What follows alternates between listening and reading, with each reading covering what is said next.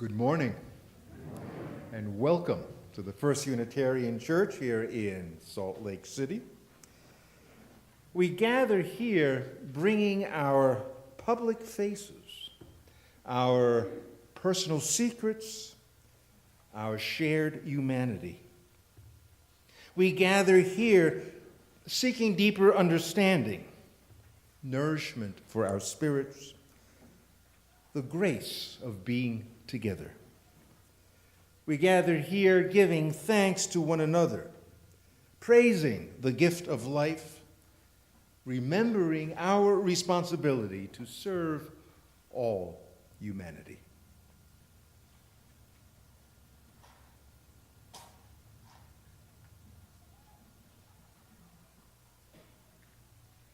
Symbol of light and of knowledge, symbol of warmth and freedom.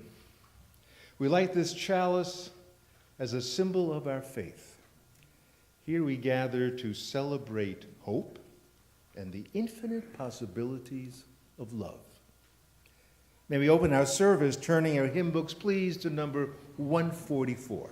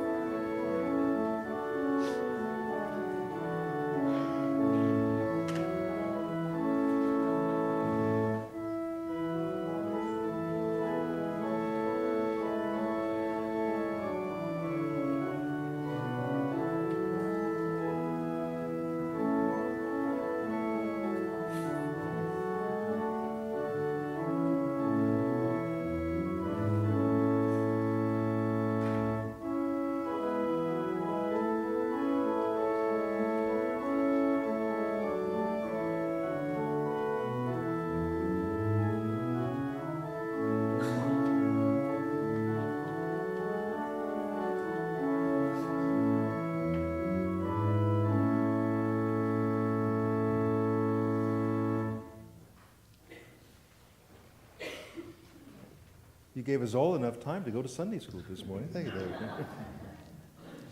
Now, when you think about it, this has been a very a very interesting week that we've just finished up, where we've had a mix of community successes and community breakdowns. It all depends on whether or not you live in Utah or Ferguson, Missouri. In our Capitol rotunda last Thursday, the governor, our governor, signed SB 296, which finally protects the gay and transgender communities from discrimination. It was a positive step in interfaith and intercultural bridging. But the failure in Ferguson to bridge disparate communities had no other outlet than violence. Violence is always the function of single-mindedness, self-righteousness, a failure to reimagine the world or a new way of being in the world. Human survival depends on our willingness to think and act in non-dualistic ways. Let's take a moment to unite our minds and our hearts in a spirit of reflection and prayer and meditation. O Spirit of life and love, caught in the webs which society weaves for us, caught in stereotypes of roles and cultures which isolates us from one another, caught in a world which needs much more love, much more respect.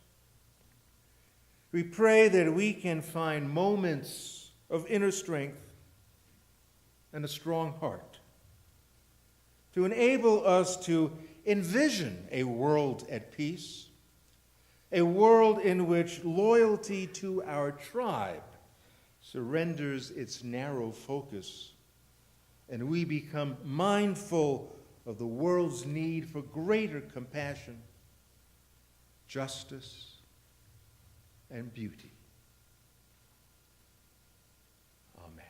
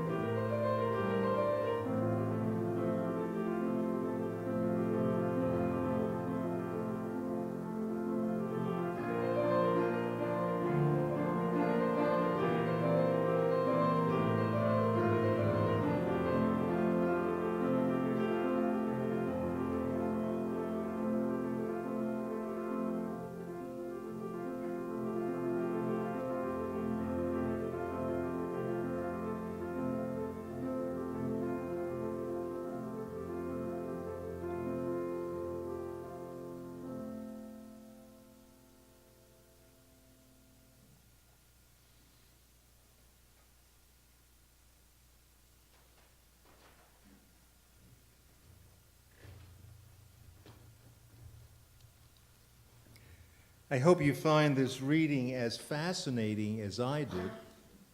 Written by Paul Bloom, who is or teaches psychology up in, what's the name of that college again? Yale. Yale, that's what it is. I forget. Somewhere in the Northeast, I believe. And it's, well, it certainly drew my attention, and I think it's a good prelude to the discussion at hand this morning.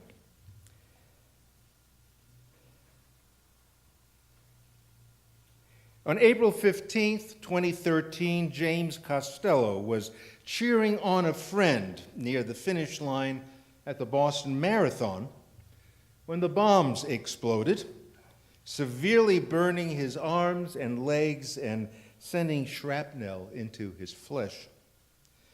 During the months of surgery and rehabilitation that followed, Mr. Costello developed a relationship with one of his nurses, Krista D'Agostino, and they soon became engaged.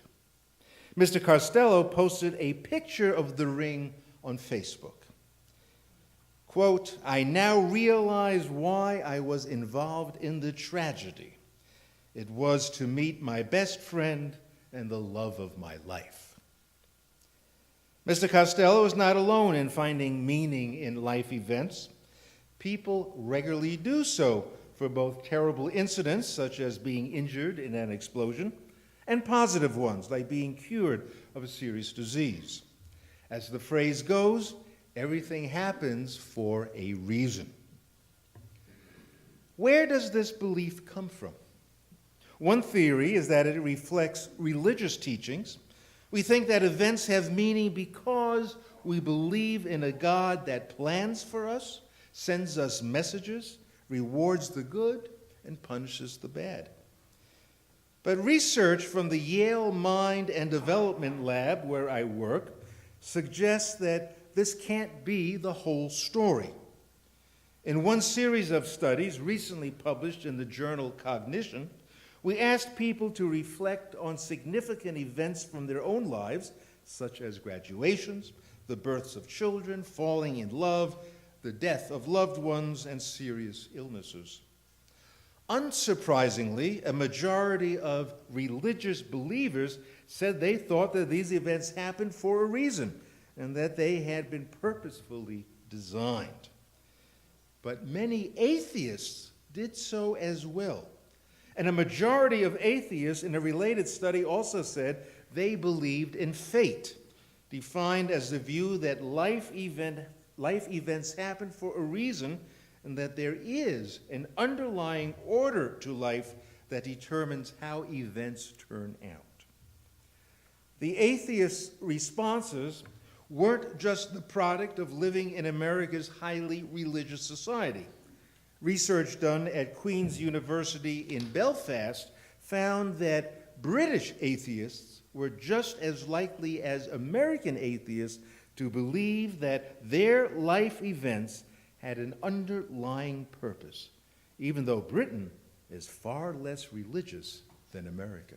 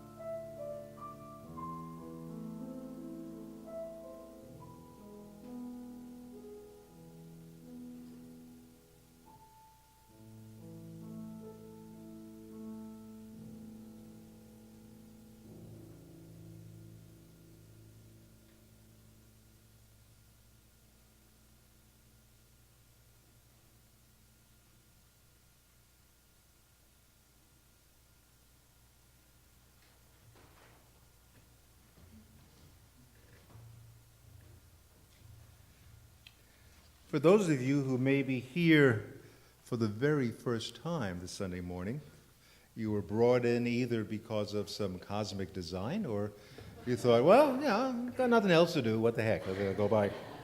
Either way, we're so happy that you are with us, and what we really enjoy doing has become quite a tradition here is that we ask those of you who are here for the first time if you would kindly stand so we can identify who you are and be real sociable with you during our coffee hour.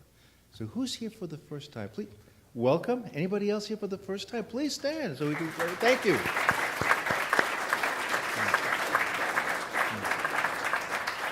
Wonderful to have you with us this morning. There's also a welcoming table right by the coffee, and hopefully will make you feel warm and welcomed. There are endless announcements in our order service, which is an incredible indication of just how active and involved our congregation is, both in intellectual pursuits and socializing. I just want to bring just two quick things to your attention. One is, if it's relevant to you, on April 12th, that Sunday service, we will have a child dedication ceremony.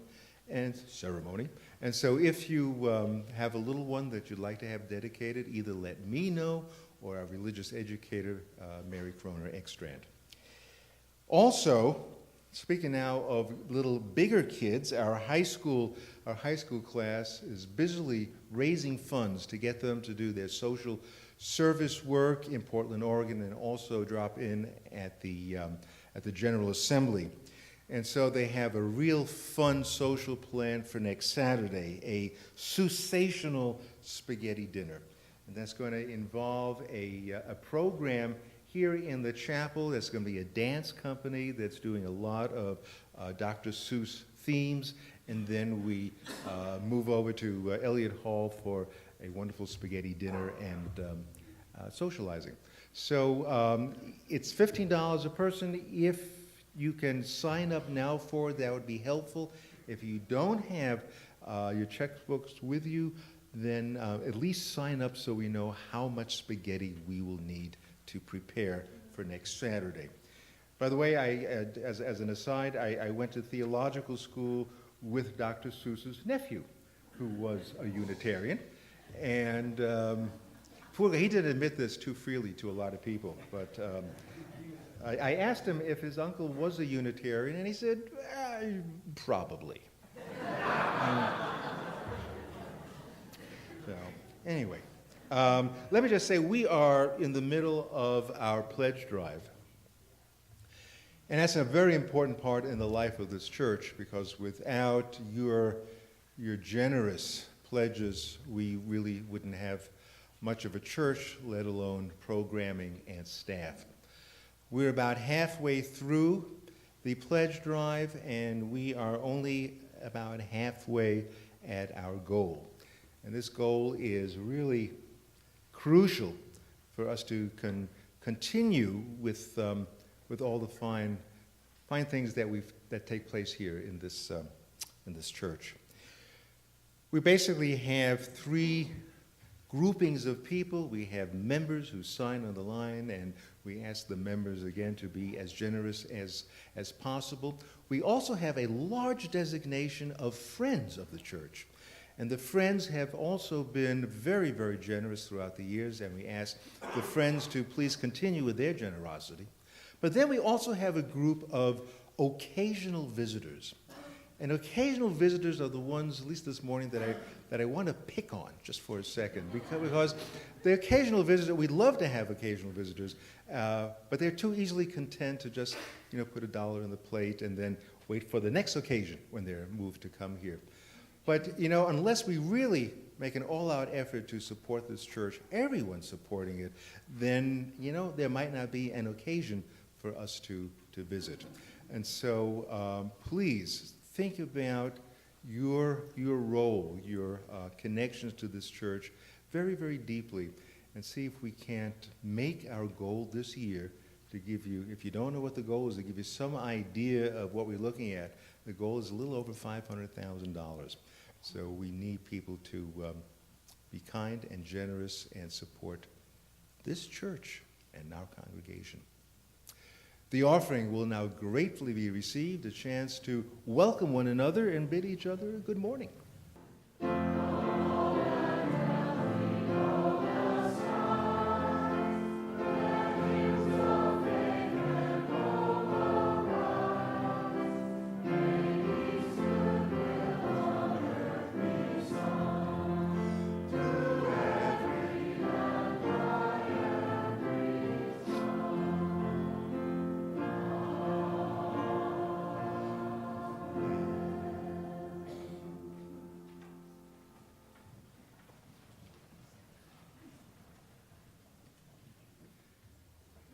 I remember a clergy meeting some years ago when a Lutheran pastor arrived with a broken arm, and on the cast was written one word: teachable. As a more liberal-leaning Unitarian, I was, of course, fascinated by the word, which suggested that, well, his arm was broken for a reason. He delighted in regaling us with the story of how he was up in a tree doing some pruning when he reached a little too far out for the trimming, lost his balance, and fell. So I asked him that aside from learning not to climb trees at his age, what else had he been taught by the fall? It was a dramatic moment, as we all realized that a belief in fate was on a collision course with a worldview insisting that life was all a matter of chance. I believed he fell out of the tree because he was a klutz, not because it was part of a cosmic plan. But the Lutheran pastor felt passionately that everything happens for a reason, even the event leading up to his broken arm. So there we were, confronting perhaps one of the major theological issues that could ever be posed. We were silent for a time until he broke the impasse with a pious inflection in his voice, claiming that God's teachings were not always easy to discern. And so he was still reflecting on what his broken arm really meant. Well, preferring not to get embroiled in a religious war, I simply nodded to him my understanding, and we politely called it a draw. But curiously enough, the very next day, I was forced to rethink all of this, wondering perhaps there really wasn't a divine agent that did exist who knew exactly what was happening in the world. Because this is what happened. I received a letter with the Lutheran pastor's name on it, addressed to the first Unitarian church. I figured God had a great sense of humor. But the circumstances that beg the question whether or not everything happens for a reason are not always so amusing. The hardest part of any ministerial duty is memorializing a child. And I had to do 2 such services just this past January.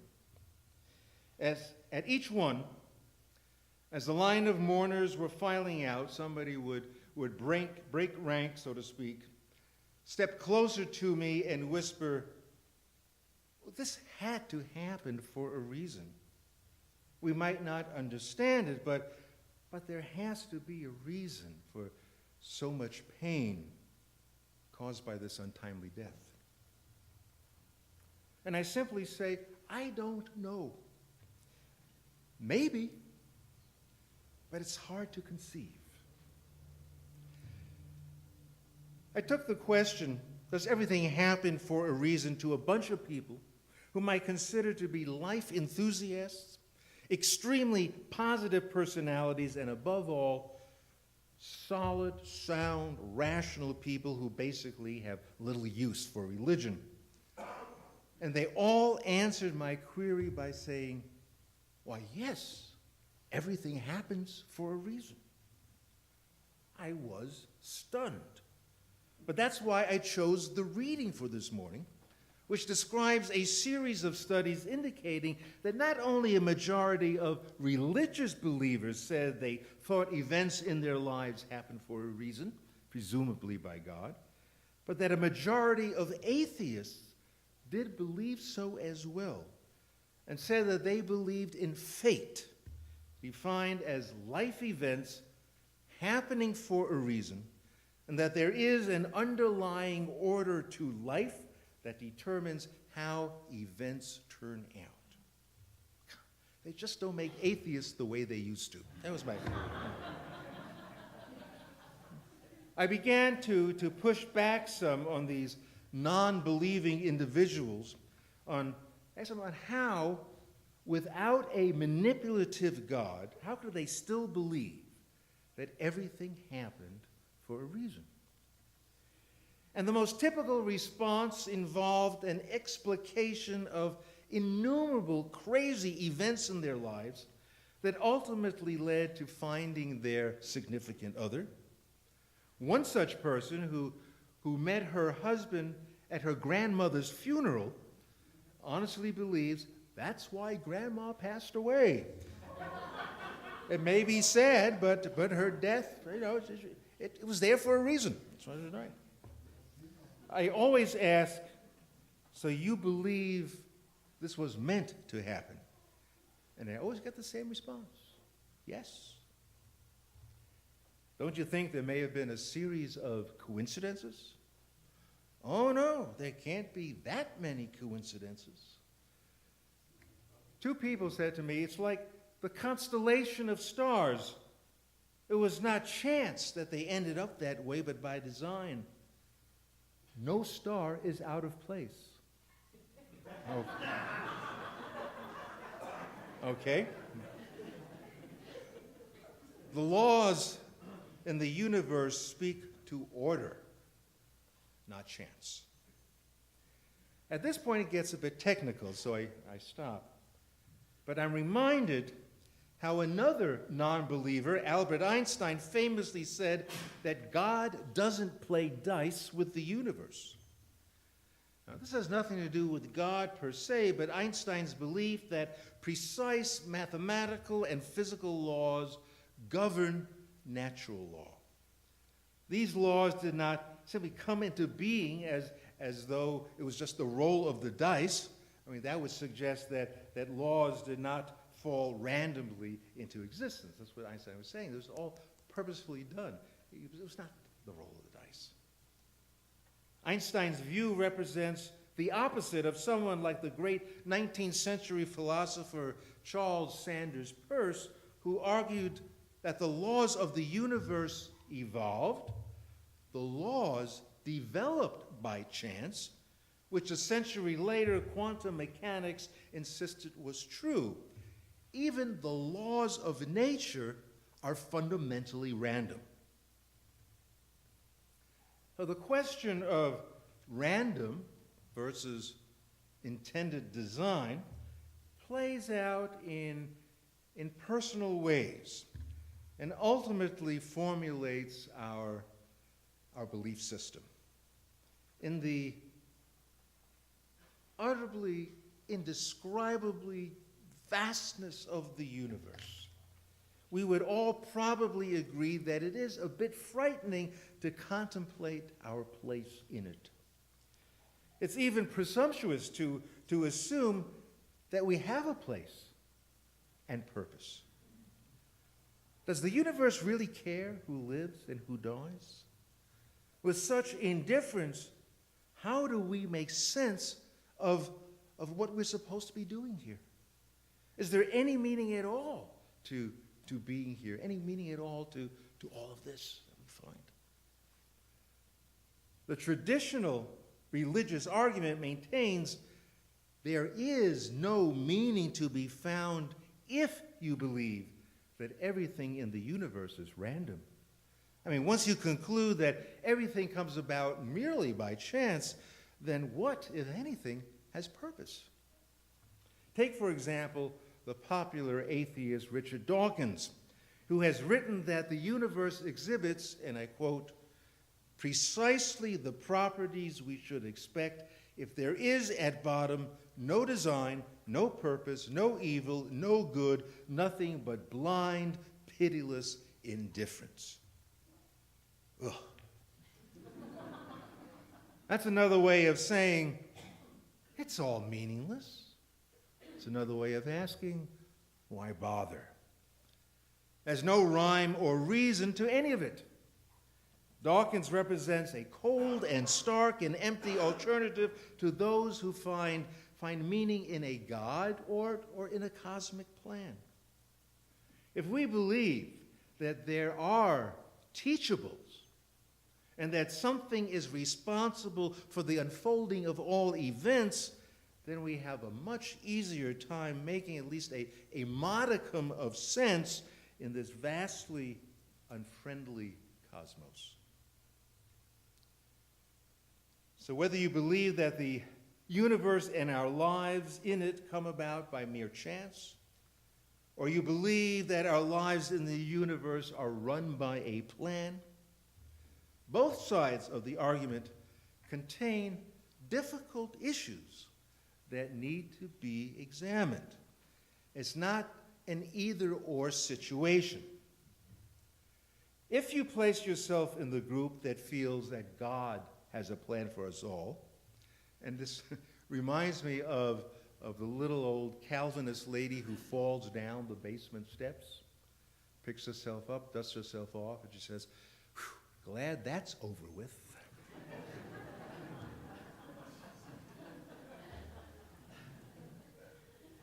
So if you feel that God has a plan for us all, if you feel like Einstein did, that there may be no actual God at the controls, but still the laws of nature have reason and purpose and did not evolve accidentally, then you buy into a rather reassuring concept that, yeah, everything happens for a reason. Now, I receive plenty of anecdotal evidence that it all happens for a reason, as long as all this evidence, all these stories point to a happy ending. Tragic events happening for a reason were conspicuously missing. But if there is a plan for happy endings, why then there's also a plan for unhappy endings. The belief in fate, that we are mere actors in a scenario already scripted, leads inadvertently to accepting the world as fundamentally fair. Goodness is rewarded, evil is punished. And once we subscribe to that, what happens is we find ourselves really in a rather conservative box or mindset which easily blames those who suffer from disease and who are victims of crime, and which views poverty, inequality, and oppression as reflecting the workings of a deep and meaningful plan. If everything happens for a reason rather than by chance, then how is suffering, oppression, crime, how is that understood? Does a cosmic plan really call for thousands to die in an earthquake in one of the poorest countries on earth? And what could be the reason for this disaster and the millions of people deprived of food, water, and shelter? For those who maintain there is no plan or God or laws, only intersections of independent causal chains, you may view yourself as quite rational, but you will undoubtedly have some difficulty trying to make sense of life.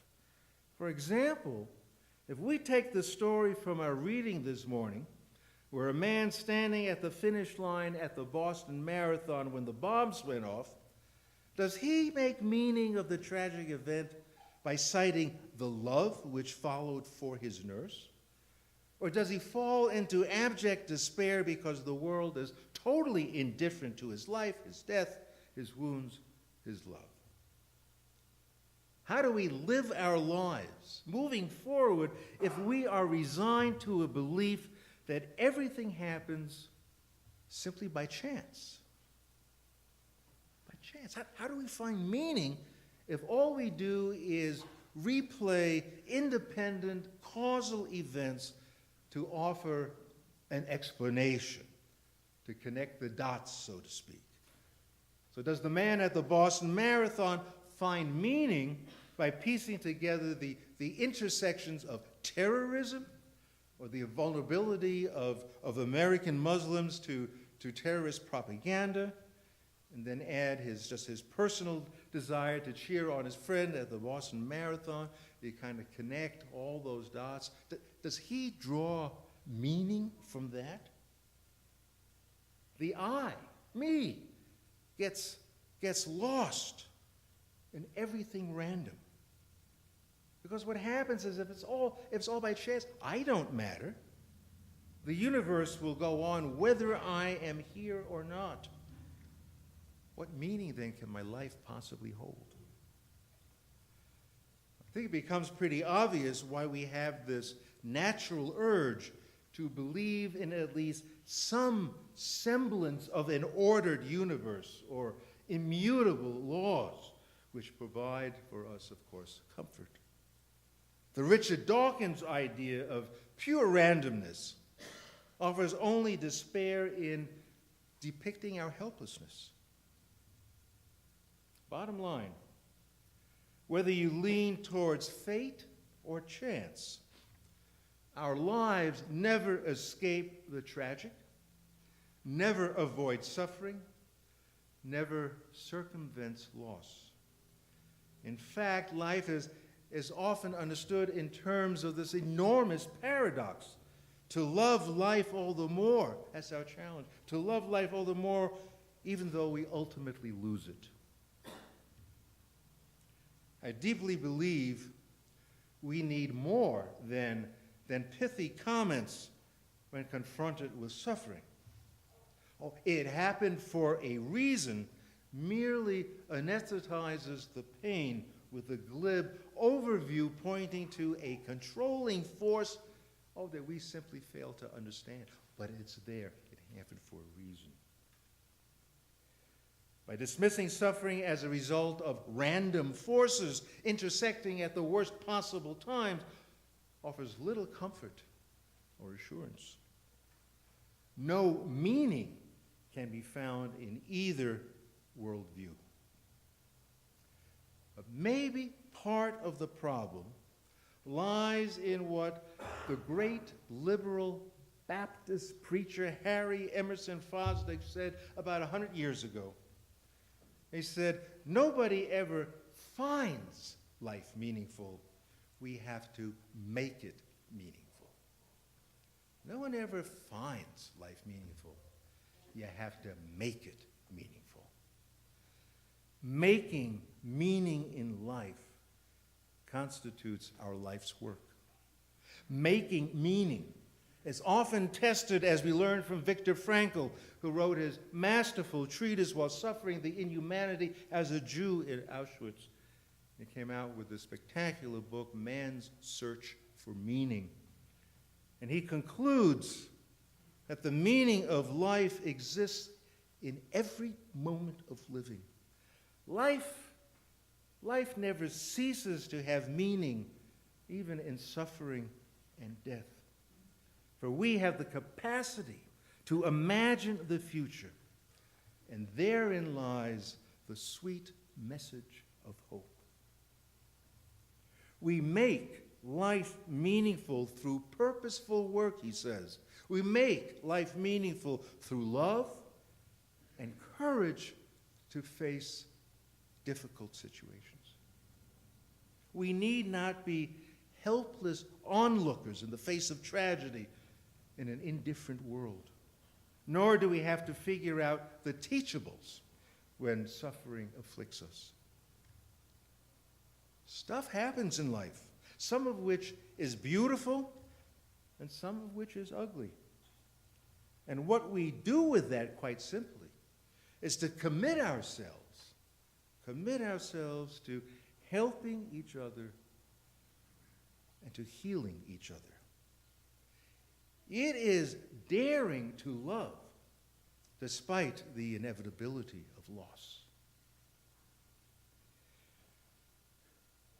We all know too well the darkness of the soul, but if we don't bring to it the light and befriend it and disarm it, it will damage us. Our task to make life meaningful is also our gift. It comes to us as a bit of grace, does it not? Now, is the world full of purpose and design? Things happen for a reason. It's all teachable. Or is the world a freak accident? Offers nothing but blind, pitiless indifference. Well, I'm going to let you determine the answers for yourselves. Besides, you know what is right because you feel it in your guts already. I just want to add that it need not be an either-or situation. There's the comfort of a possible cosmic design. There's the brutal possibility of cosmic chance. But there's also the realization that we can make meaning in our lives through love, compassion, and courage. Amen. Can we end our service turning our hymn books, please, to number 295.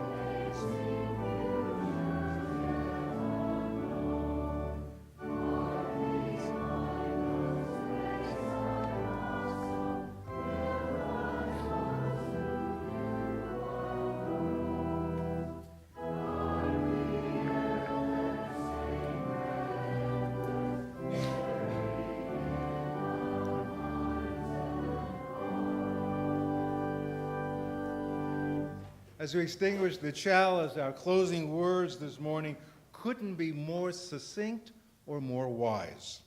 It was Annie Dillard who said, "We are in this world only once, so we might as well get the hang of the place." Amen to that.